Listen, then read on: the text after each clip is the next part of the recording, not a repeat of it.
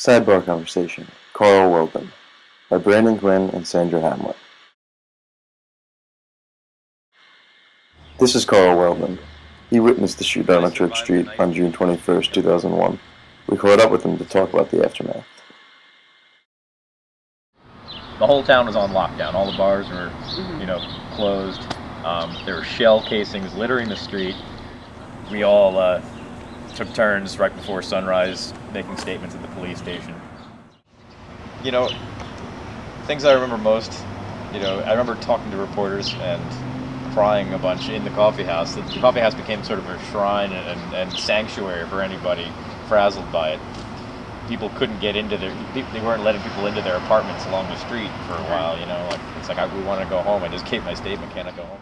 Some going through that expensive we all had to sit and recount things, but some of them were just like, why are you so freaked out? And I was like, why aren't you freaked out? Right.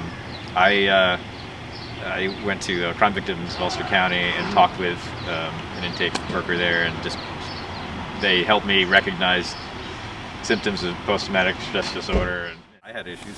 Yeah. I would literally jump out of my skin if a broom fell over on a hardwood floor in an empty room. It was that. This, you also had the experience of being so close. Yeah. With somebody, it was odd. It changed the way I perceived my environment. Mm-hmm. There was a garbage can right where that one is now, like at the corner of the bistro, that had a bullet hole through the corner of it. And I took a marker and wrote Jared was here next to the bullet hole with a little arrow. Yeah. It was more, keep it light, and would point it out to people, like, here's one place he was. That can disappeared. It either got put some other place in town, or they just wanted to make it not be there. What do you feel like after it happened? Did it just sort of go away and nobody? I needed to close on it, and the worker crime victim said, well, the wheels of justice are turning along, and he has his court and his sentencing. And if you'd like, I'll go with you to the courthouse, and you can see this through to the end. And I said, okay, I think I'd like to do that. I'd like to, figure out what it was all about. And I didn't drive at the time, so I'm hitchhiking on 32. And this blue sports car pulls up, and in it is a Franciscan monk, friar from the Catholic Church over here, old man with a beard.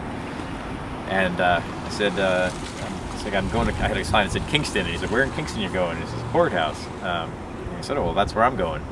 And we're driving along, and I said, I'm there as a, in case they need witness something, or if they need any statement from me, a victim statement. Jared Boschide, and he goes, oh, well, that's funny. I'm the spiritual counselor for his family. Oh. I mean, of all the vehicles driving along and all the time of day, and that anybody could have been sitting in that car, it happened to be the man who was, had taken upon the charge to, be there for, those even closer to him. Mm-hmm. We were all tied together by the incident. Yeah. And I said, well, the sentencing today is today, and he said, yeah, he's probably looking at a lot of time. He shot a cop. I said, if you see him or can get a word to him, I don't know him, but could you tell him that I don't? I told him. I said, tell him I no longer hold him in a place of anger, and I needed to transmit that, because I can't go around thinking like, man, he messed my head up. Right. It wasn't, it was, life messes your head up. It was how I perceived it. And he said, can you tell him? I said, can you tell that to him for me? And he said, yes, I can do that. And so somewhere along the way, maybe my words got to him, and he heard that one person who saw what went down that night had let it go. I literally, days before you contacted me, I saw his name on Facebook. Yeah, I was actually. And I was startled. And then I saw some of my friends were friends with him, and I was just like, I started getting the like, oh, what's up with that? Facebook rejection. Yeah, it was just like here's the guy who was, who caused havoc and terror for a night, and but then I said again, it's like, well, there's not holding him in anger, and then there's being like more proactive and saying, listen, let's see if we can.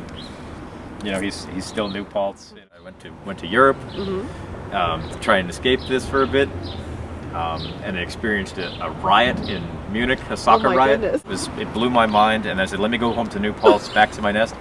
And I flew in to New York on September 9th, 2011. Oh my goodness. And I was like, oh, I'm home, I'm back in America now, where everything is Oh safe and my secure. goodness. And then the world changed again. Right.